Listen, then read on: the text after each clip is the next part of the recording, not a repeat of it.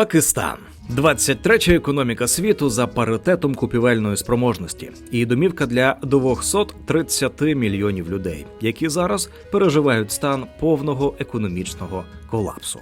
Не того економічного колапсу, з яким стикаються економічно розвинені країни, як, наприклад, Японія, а такого, що може дійсно поставити п'яту в світі за кількістю населення країну на межу масового голоду. Але увагу численних економістів Пакистан привертає не стільки загрозою таких масових страждань, скільки своїм впливом і покладанням на силу селену значних економічних подій у світі. Пакистан є основним учасником китайської ініціативи «Один пояс, один шлях» торгівельного маршруту і водночас джерела додаткової робочої сили для другої за розміром економіки світу. Пакистан також має одну з найбільших за розміром робочих сил за кордоном. Працевлаштовані в інших країнах пакистанці надсилають додому рідним кошти, що становили у 2022 році 8% ВВП країни, або 31,3 мільярда доларів. До речі, у 2022 році Пакистан був шостим найбільшим одержувачем грошових переказів у світі після Індії, Мексики, Китаю, Філіппін та Єгипту. Ці робітники знаходять собі роботу в основному в таких країнах, як Саудівська Аравія, Об'єднані Арабські Емірати та інші члени Ради співробітництва країн Перської затоки, де часто стикаються з дискримінаційною політикою та порушенням прав з боку місцевих урядів. Це відео «Ціни держави» створено завдяки патронам, спонсорам на YouTube, жертводавцям та тим, хто купив нам кави. Без вашої щедрої підтримки цього каналу не існувало б. Якщо ви іще нас не підтримуєте своєю гривнею, то можете це зробити. Посилання в описі. Пакистанські працівники також щороку відправляли додому мільярди доларів із таких країн, як Великобританія, США, Австралія та країни Європейського Союзу. Тому доля цієї країни має вельми конкретні наслідки і вплив для інших економік країн світу.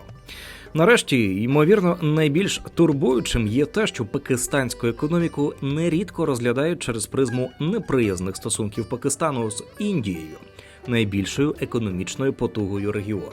Щоб краще зрозуміти економіку Пакистану, нам потрібно коротко зазирнути в історію цієї держави. Жодна територія сучасного Пакистану не перебувала під владою британців чи інших європейських держав до 1839 року, коли було захоплено Карачі. Тоді невелике рибальське селище з фортом, що охороняв гавань і утримувався як анклав з портом і військовою базою для Першої афганської війни, що розпочалася незабаром після цього. Решта території Сінда, провінції на півдні Пакистану, була захоплена в 1843 році, і в наступні десятиліття британці захопили більшу частину країни.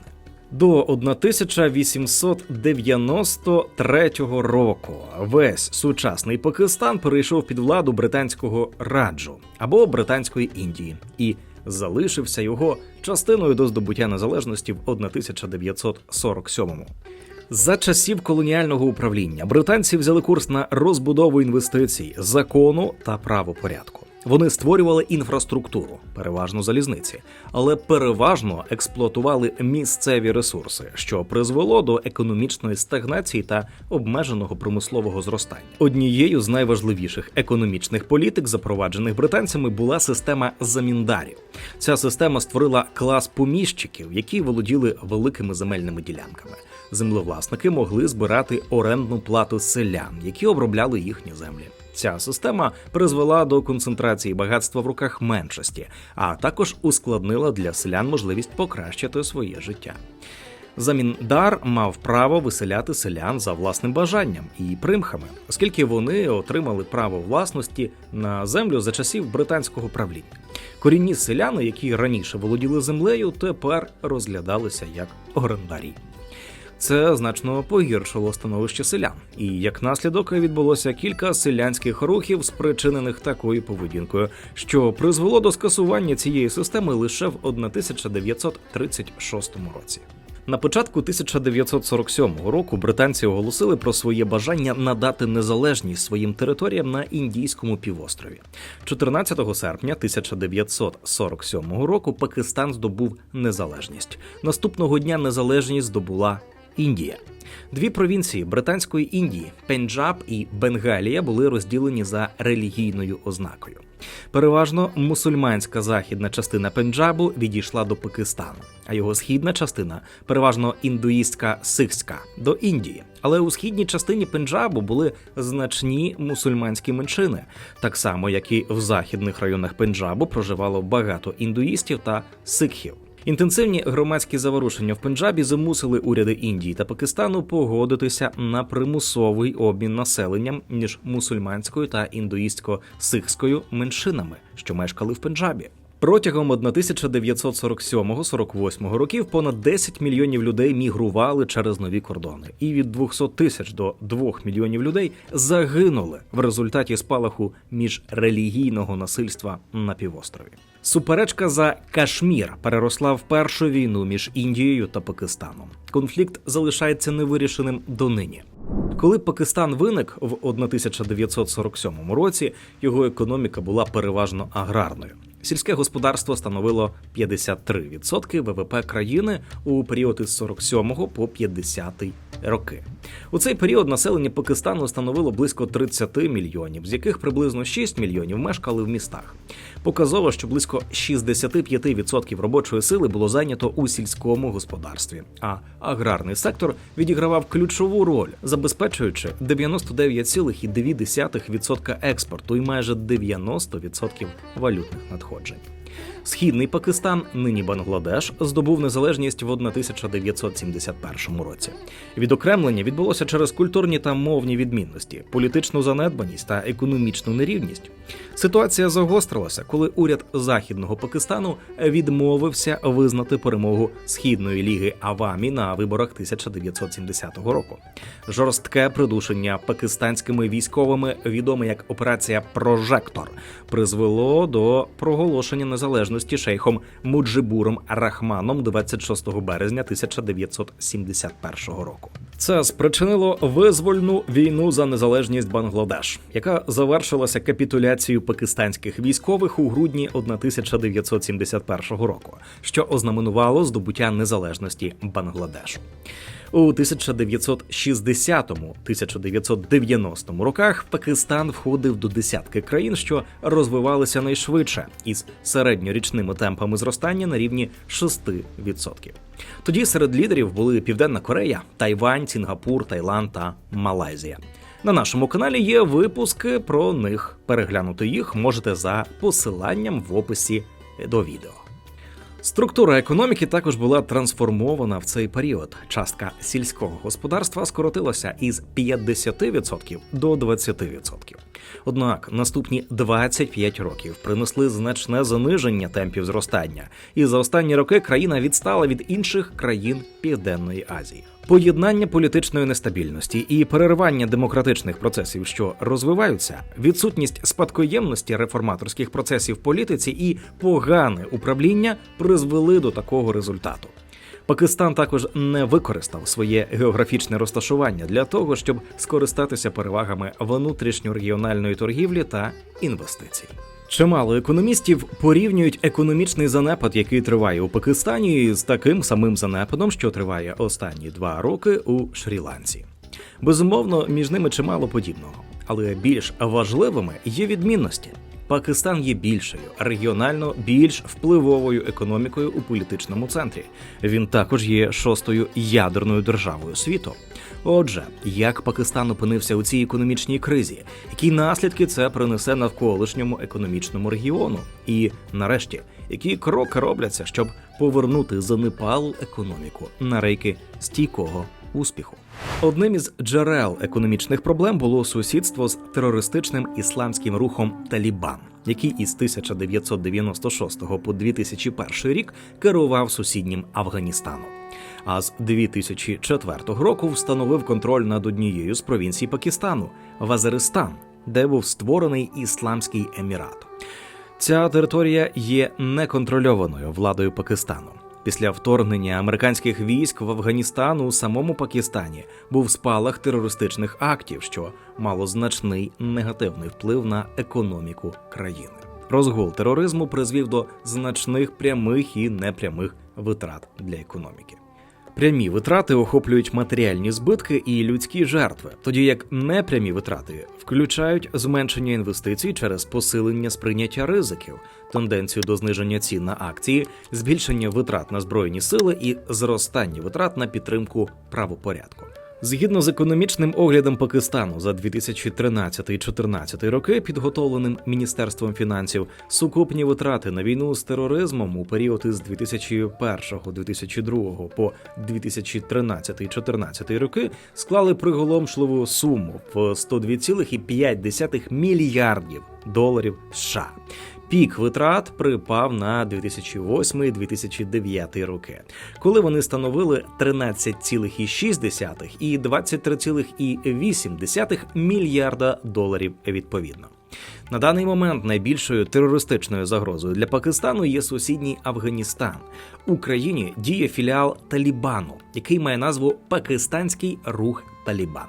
Одним із безпосередніх пояснень безпрецедентного сплеску тероризму є одностороннє скасування 28 листопада 2022 року річного перемир'я з боку пакистанського руху Талібан, які звинуватили уряд у порушенні зобов'язань і розкритикували пакистанські сили безпеки за їхні дії в провінціях Хайбер-Пахтунхва і Белуджистан, що межують з Афганістаном.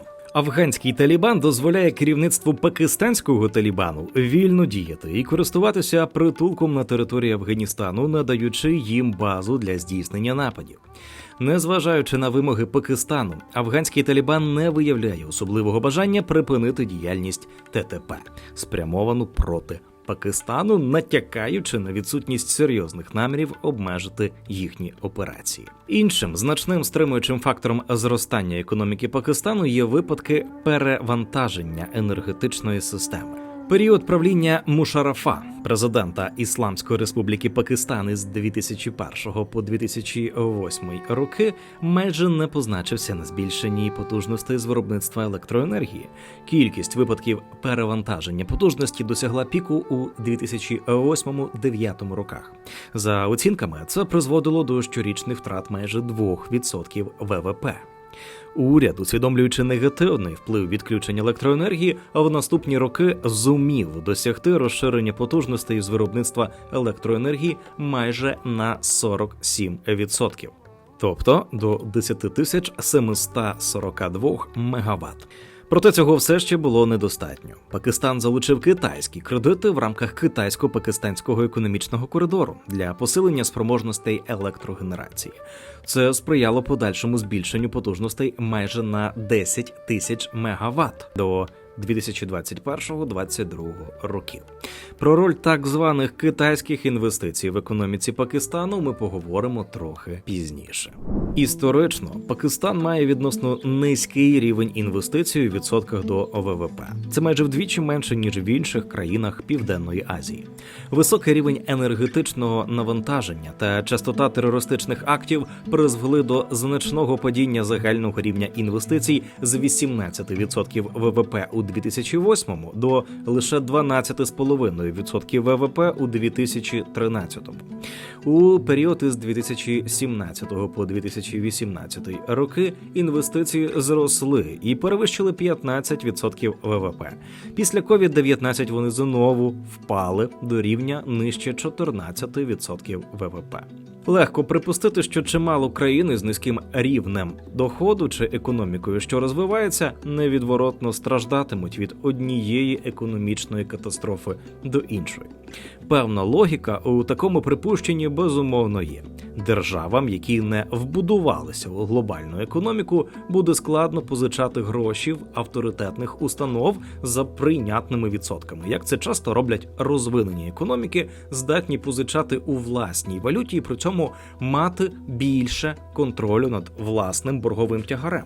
Країна на кшталт Японії може тримати рівень державного боргу на рівні 260% загального національного ВВП, бо позичає вона у єнах, надзвичайно стабільній, широко визнаній глобальній валюті.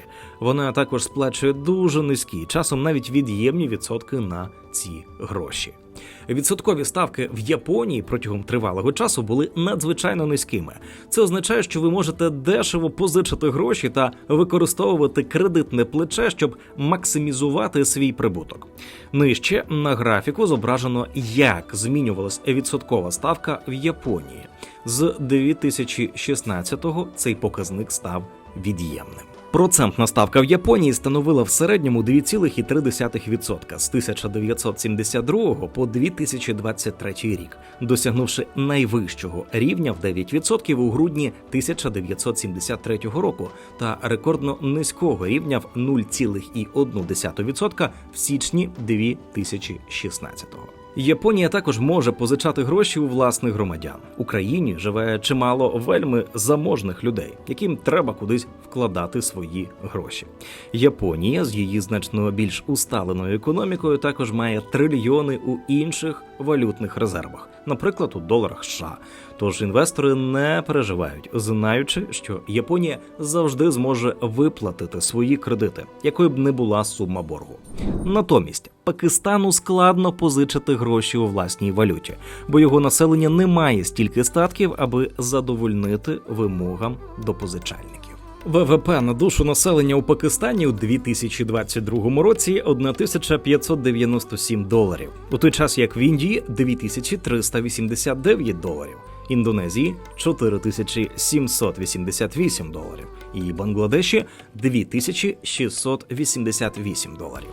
Державні і міжнародні установи не бажають видавати позики у пакистанських рупіях через значні курсові ризики операції з валютою, яка майже не використовується поза Пакистаном. Через це Пакистанові доводиться брати кредити в іноземних валютах, наприклад, у доларах США чи, дедалі частіше, китайських юанях. Такі кредити передбачають також вищі відсотки або політичні домовленості, бо країни та інституції, що видають ці кредити, беруть на себе значний ризик неповернення позичених коштів.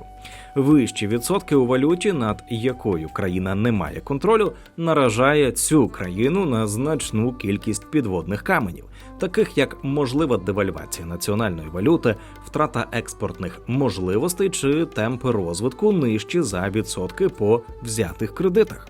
Грамотна економічна політика уряду, політична стабільність і загалом нижчі рівні таких проблем, як інституційна корупція, допомагає країнам з розвиненою економікою уникати чимало економічних криз, що їх зазнають економіки, що розвиваються. Перевагою розвинених економік також є експорт товарів з високою доданою вартістю на світові ринки. Якщо б, скажімо, Південна Корея втрапила б у тривалу рецесію, це було б для неї недобре, але знецінення її грошової одиниці зробило б глобальний експорт з Кореї більш конкурентним, і невдовзі усе від смартфонів до суден, контейнеровозів і навіть туристичних мандрівок стали б для міжнародних покупців дешевшими. Відповідно, країна почала б більше експортувати, притягувати більше туристів, і це допомогло б їй справитися із коригуванням негативних економічних чинників. Дало сталий потік іноземної валюти, який сприяв би виплаті будь-яких боргів. Порівняємо це знову з такою країною, як Пакистан.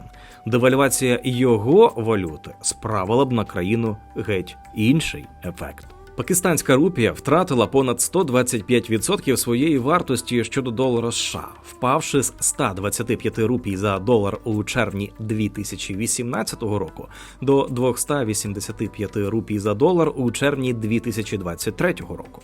Кілька ключових факторів сприяли цій ситуації, включаючи значний торговельний дефіцит, зменшення валютних резервів, скорочення іноземних інвестицій і важкий тягар обслуговування зовнішнього боргу. Таким чином, зі знеціненням приблизно на 25% лише цього року пакистанська рупія є найгіршою валютою Азії.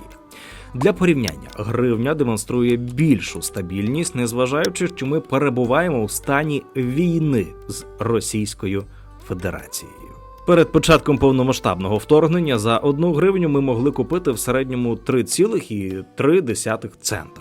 Після 24 лютого 2022 року ці показники тримаються без суттєвих коливань в межах 2,7 цента за 1 гривню.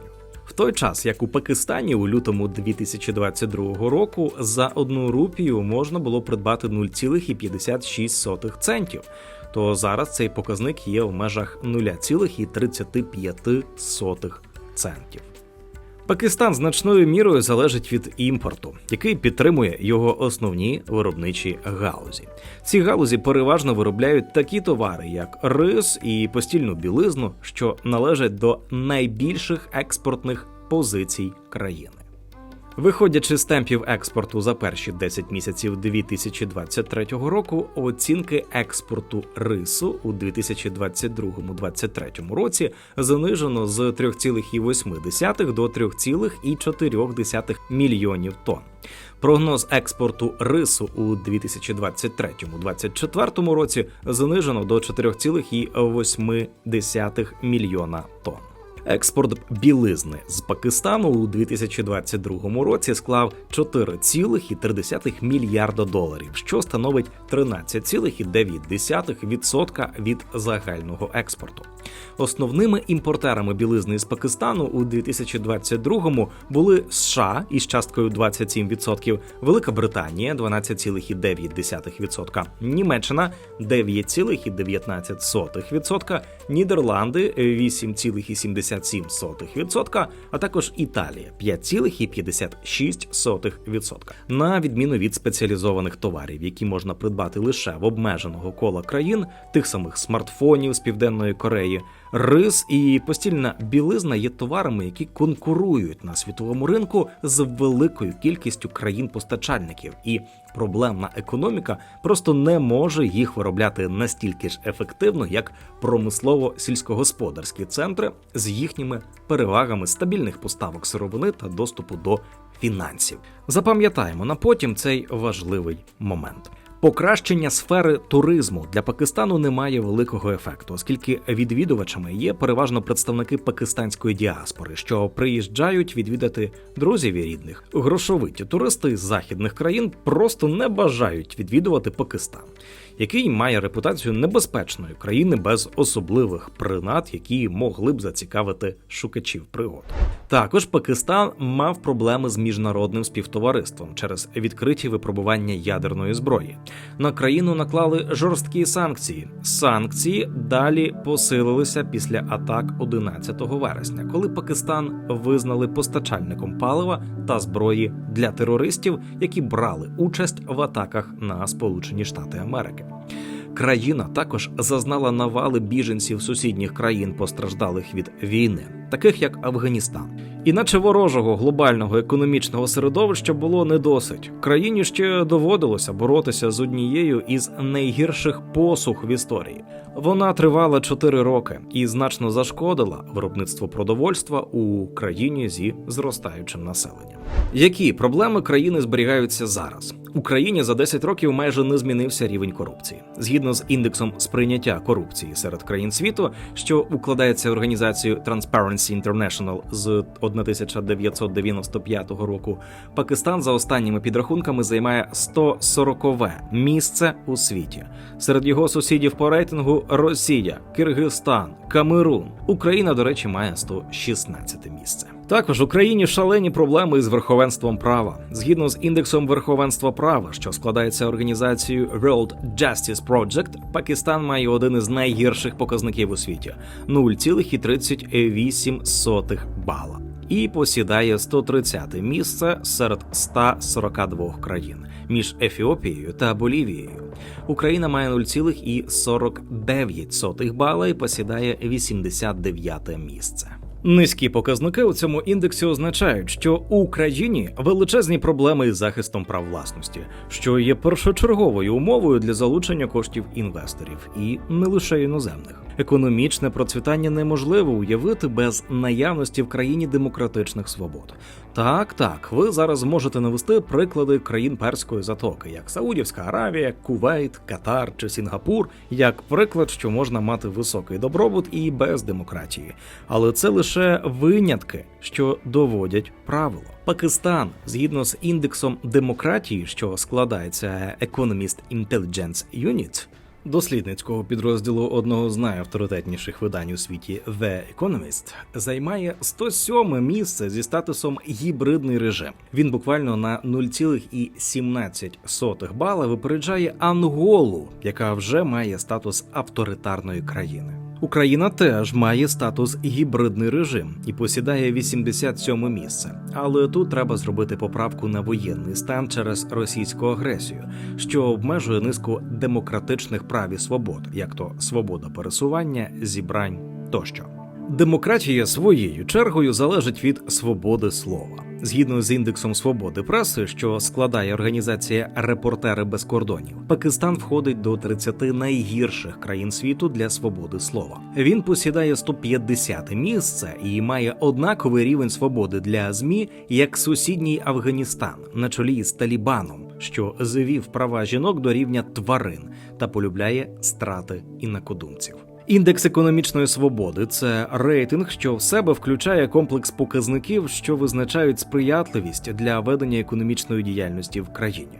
Зокрема, чесність уряду, фіскальне здоров'я, свобода бізнесу, праці, грошова свобода, свобода торгівлі, інвестицій та фінансова свобода. Тощо. За цим показником у Пакистана все дуже кепсько. Країна займає 152-ге місце у світі і знаходиться у найгіршій групі репресивні країни, знаходячись поряд із КНР, Єгиптом, Ліберією та Ефіопією. Для порівняння, Україна за результатами 2021 року посідала 130-те місце і мала до того моменту, як нас обраховували в індексі, статус єдиної економічно невільної країни Європи. Це ключові причини економічних проблем Пакистану. Певне поживлення економіки почалося після послаблення санкцій, але сьогодні економіка досі перебуває у складному становищі. Поточна криза розпочалася приховано, коли економіка була відрізана від основного джерела валютних надходжень. Джерелом були просто пакистанці, які працювали за кордоном і переказами надсилали зароблене додому. Зазвичай вони надсилали гроші у доларах США чи іншій світовій валюті. Далі їхні родини обмінювали ці долари на рупії для використання у повсякденному житті. Уряди-обмінники міняли ці рупії на долари, отримуючи за це валюту для формування валютних резервів, котрі далі використовувалися урядом і великими компаніями для оплати імпорту, від якого вже більш розвинена економіка була залежною. Нафти, добрив та обладнання. Без переказів, які підтримували економіку на плаву у вигляді валютних резервів, країна не мала можливості сплачувати за ці товари. Ніхто не погоджувався приймати пакистанські рупії за межами Пакистану. Припинення цих валютних переказів було лише першою проблемою. А причиною стала велика різниця міжбанківського та ринкового курсів, через що закордонні пакистанці використовували неофіційні канали переказу коштів. Другою стало підвищення витрат на придбання тих самих товарів, які вони завжди імпортували. Війна в Україні збільшила ціну нафти і сільськогосподарської продукції. Грошей до країни надходило менше, а полишало її більше. Ще до повномасштабного вторгнення ця ціна різко зросла. Стрибок цін на нафту сильно вдарив по Пакистану, збільшивши вартість його імпорту більш ніж на 85%, до майже 5 мільярдів доларів лише між 2020 і 2021 роками. Країна також постраждала від небачених повеней, що призвели до загибелі більш ніж 1700 осіб та спричинили 30 мільярдів доларів економічних збитків. Ці виклики почали перетворюватися на кризи, коли уряд, намагаючись стримати зростання вартості життя для фінансово вразливих громадян, запровадив стелю цін на електроенергію і газ. Це стало величезним обтяженням для бюджету і компаній та призвело до перебоїв із постачанням палива для автомобілів і техніки, заразом зануривши цілі регіони у пітьму віялових відключень. У спробі скоротити споживання енергії уряд заходився забороняти різні предмети імпорту, особливо товарів не першої необхідності, аби уповільнити темпи відтоку іноземної валюти з країни. Більшість цих зусиль лише прискорили темпи, з якими люди намагалися обміняти свої рупії на більш глобально визнані валюти, доки не пізно. Далі уряд вирішив запровадити нові обмеження на суми готівки, які могли обмінювати приватні особи. Відтоді в країні технічно почали існувати 3 обмінні курси: встановлений Центральним банком, курс для дозволених законодавством приватних обмінних пунктів і курс чорного ринку, який визначався виключно попитом і пропозицією. Реальний курс настільки відрізняється, що над абсурдністю ситуації, що склалося, можна було б сміятися. Як же виправити становище? Міжнародні інституції запропонували деяку підтримку у формі кредитів, щоб країна отримувала готівку, необхідну для поповнення своїх резервів, і повернулася до нормального життя. Але ці пропозиції мали певні умови від Міжнародного валютного фонду, інституції, що фінансуються десятками найбільших економік світу задля головної мети – підтримувати країни, які переживають економічні труднощі, аби ці труднощі не ширилися світом. Власне, для цього фонд і створювався. МВФ вже видавав Пакистану мільярди доларів кредитної підтримки. Умови МВФ залишилися незмінними протягом принаймні останніх 4 десятиліть в рамках понад дюжини пакетів допомоги. Ключові умови включають скасування великих субсидій на енергетику, посилення стійкості державного боргу, запровадження ринкового режиму обміну валют та впровадження коригувальної політики та реформ для мобілізації податкових надходжень. Фонд обіцяв ще мільярди за умови, що уряд зробить реформи. Найбільшою з них було відпустити національну валюту у вільне плавання на валютних ринках. Досі уряд не був схильний це робити. У 2018 році Імран Хан став прем'єр-міністром Пакистану. Щоб уникнути жорстких умов МВФ, він домовився про кредити від Саудівської Аравії, Об'єднаних Арабських Еміратів та Китаю. У 2019 році, коли економічні умови погіршилися, він звернувся до МВФ за кредитом у розмірі $1 мільярду США. МВФ надав кредит на таких умовах, як підвищення тарифів на енергоносії, скасування субсидій на енергоносії, збільшення податків, приватизація державних підприємств тощо. Влада Пакистану виконувала за графіком перелік реформ, які були умовою надання кредиту від МВФ до березня 2020 року. Але політичні пріоритети змінилися через кризу COVID-19. До червня 2020 року було впроваджено структурні реформи, включаючи зміцнення автономії Центрального банку, реформування корпоративного оподаткування, посилення управління державними підприємствами та покращення відшкодування витрат в енергетичному секторі та наділення його регулятора більшими повноваженнями. У липні 2023-го виконавча рада Міжнародного валютного фонду схвалила нову 9-місячну програму підтримки для Пакистану на суму близько $3 мільярдів для підтримки програми економічної стабілізації влади. Ключовими пріоритетами політики влади мають бути: продовження фіскальної консолідації для скорочення державного боргу з одночасним захистом потреб розвитку, зміцнення системи соціального захисту для кращого захисту вразливих верств населення, подальші реформи, спрямовані на скорочення витрат в енергетичному секторі та відновлення його життєдіяльності, повернення до ринкового обмінного курсу та відновлення валютних резервів, проактивна монетарна політика для зниження інфляції до цільового рівня, підвищення стійкості фінансового сектору, продовження реформ у сфері державного підприємництва та управління з метою покращення бізнес-середовища, залучення інвестицій та створення нових робочих місць, поглиблення співпраці з міжнародними партнерами. Великим позичальником Пакистану також виступив Китай. Ми у нашому відео «Чому китайські інвестиції зло» розповідали, що Пакистан свого часу взяв кредит у Китаю під 3,76%, коли типова позика від кредиторів з Організації економічного співробітництва та розвитку, таких як Німеччина, Франція або Японія, мала відсоткову ставку в 1,1% і період погашення 28 років.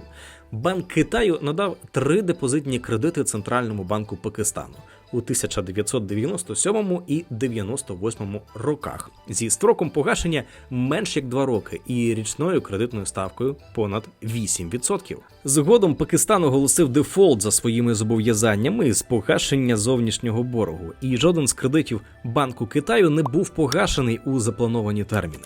Замість цього терміни погашення неодноразово переносилися на більш ніж десятиліття.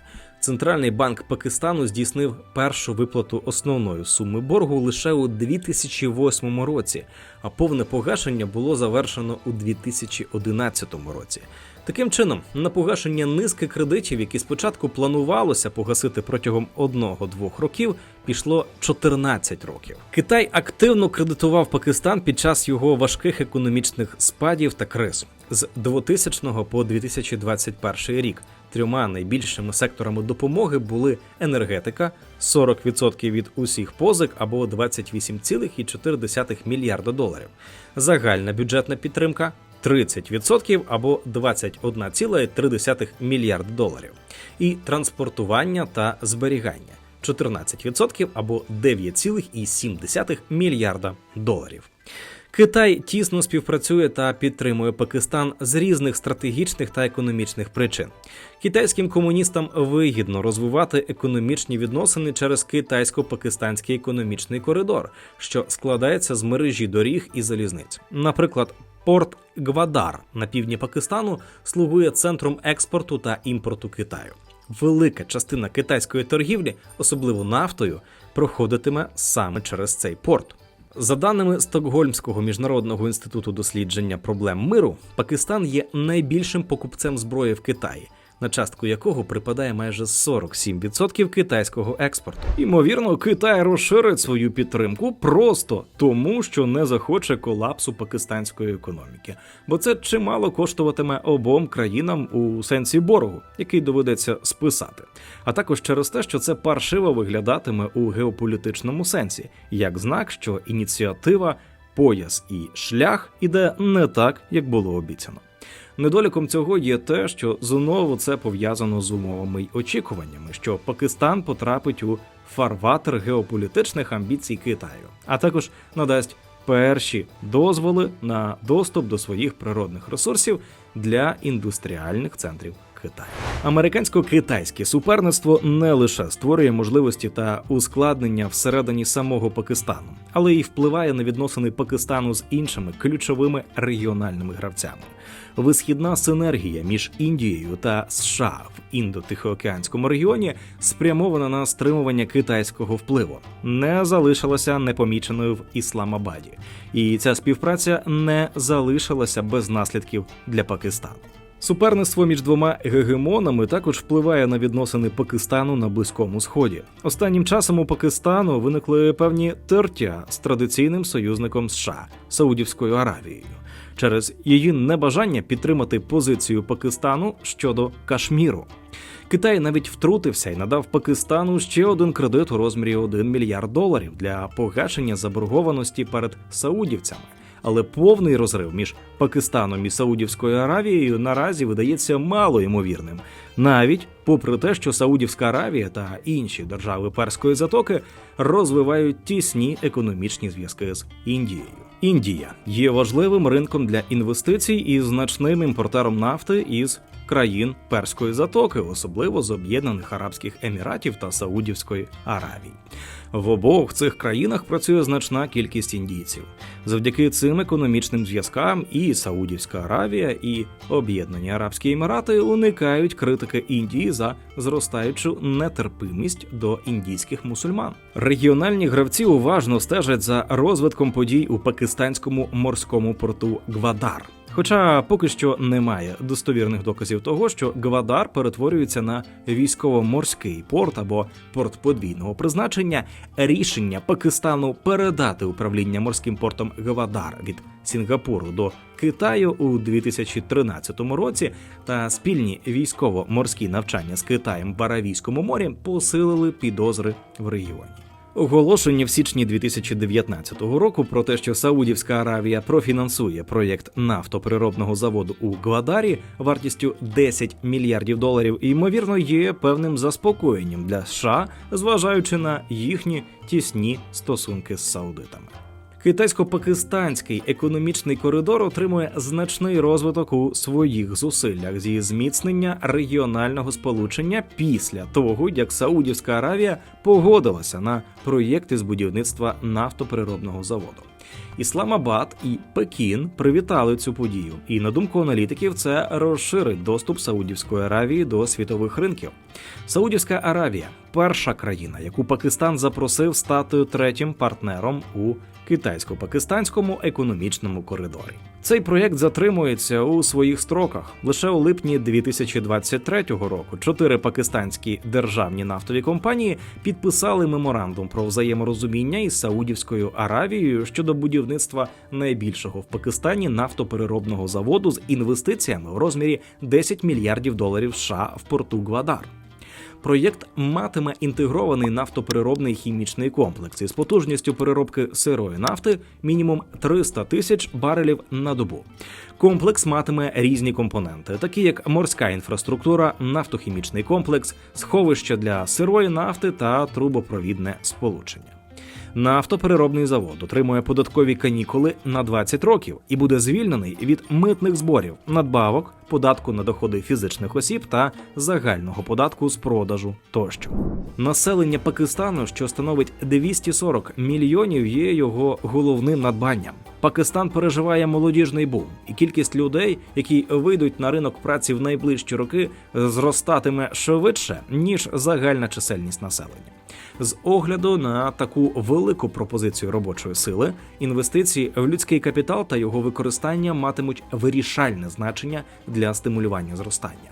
Надмірне зростання кількості молоді в Пакистані може перетворитися на демографічний дивіденд, якщо економіка буде здатна прийняти значну кількість молодих працівників, які виходять на ринок праці шляхом створення достатньої кількості якісних робочих місць.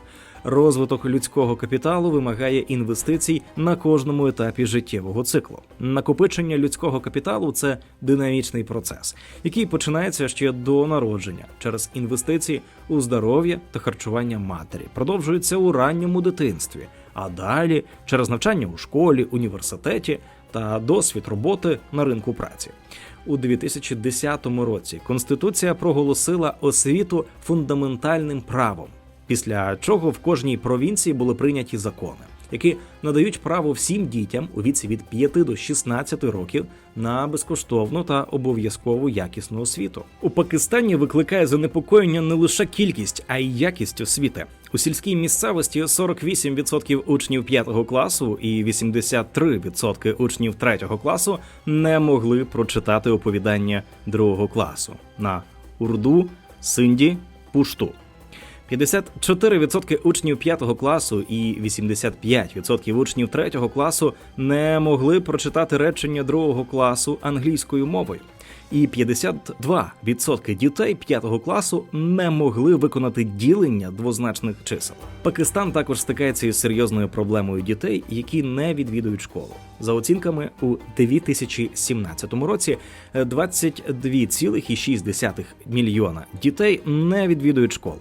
18 мільйонів з яких у віці від 10 до 16 років. Щоб поглинути швидко зростаючу робочу силу, економіка повинна буде створювати понад 2 мільйона робочих місць щороку, враховуючи велику частку молоді в демографічній структурі Пакистану.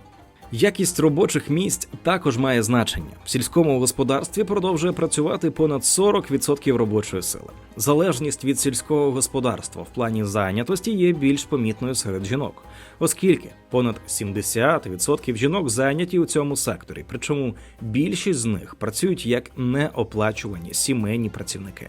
Щоб досягти швидших темпів зростання, економіка повинна створити більше і краще оплачуваних кваліфікованих робочих місць. Збільшення частки інвестицій з 15% від ВВП матиме вирішальне значення для розкриття потенціалу зростання Пакистану.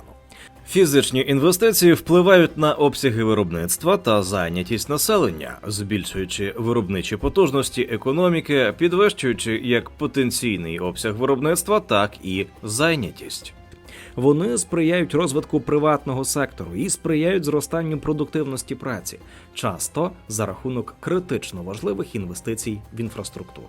Низький рівень інвестицій, що становить близько 15% ВВП, створює ключові обмеження для довгострокових перспектив зростання Пакистану, впливаючи як на потенційне, так і на фактичне зростання. Якщо Пакистан зможе забезпечити фінансування для підтримки своєї економіки, попри падіння довіри через тривожні заголовки, немає причин сумніватися у можливості відновлення експорту. Це дозволить відновити імпорт. Населення країни почне довіряти власній грошовій одиниці, а темпи розвитку повернуться до показників, що були до останніх крайніх економічних потрясінь. Пакистан повинен продовжувати інвестувати в освіту та професійну підготовку. Добре освічена і кваліфікована робоча сила є основою будь-якої процвітаючої економіки. Зосередившись на освіті, особливо в галузі науки, технологій, інженерії та математики, Пакистан може підготувати свою молодь до роботи в майбутньому. Ісламабад має велику кількість природних ресурсів, які можна використовувати для відновлювальної енергетики. Інвестиції у технології відновлювальної енергетики можуть не лише забезпечити стале вирішення енергетичних потреб країни, але й створити робочі місця та стимулювати економічне зростання. Пакистану слід продовжувати розвивати свою економіку. Хоча сільське господарство залишається важливим сектором, зростання таких галузей, як інформаційні технології, виробництво та послуги, може забезпечити більш збалансовану та стійку економіку. Надмірна залежність Пакистану від сільського господарства у 1950-х роках зробила його вразливим до коливань сільськогосподарського виробництва та світових цін на сировинні товари. Україна ж повинна диверсифікувати свою економіку, сприяючи розвитку інших галузей, зокрема креативних. Важливим для України є створення товарів та послуг з високою доданою вартістю. У наших відео про Південну Корею, Сінгапур ми розповідали, чому це важливо для розвитку країни. Продукція з доданою вартістю допомагає країнам подолати пастку середнього доходу, підвищуючи продуктивність, стимулюючи експорт та створюючи більш високооплачувані робочі місця. Економічне зростання Пакистану у 20 столітті гальмувалося малорозвиненою інфраструктурою. Україні слід визначити пріоритетом розвиток інфраструктури, включаючи транспортні мережі, енергетичні системи та телекомунікації, щоб сприяти зростанню бізнесу та підвищенню загальної продуктивності. Реформи у Пакистані у 1990-х роках, такі як приватизація та дерегуляція, сприяли його подальшому зростанню. Україна повинна впровадити подібні реформи для створення більш конкурентноспроможної та ринково орієнтованої економіки. Державні підприємства часто стикаються з проблемами неефективності та відсутності ринкової дисципліни. Приватизація може запровадити конкуренцію та ринкові сили, стимулюючи підприємства працювати більш ефективно та зменшувати витрати. Це своєю чергою може призвести до підвищення продуктивності, зниження цін для споживачів та покращення загальноекономічних показників. Приватизація призведе до залучення приватних інвестицій в сектори, які традиційно перебували під контролем держави. Цей приплив капіталу матиме вирішальне значення у поствоєнній відбудові України для модернізації інфраструктури, впровадження нових технологій та розширення виробничих потужностей.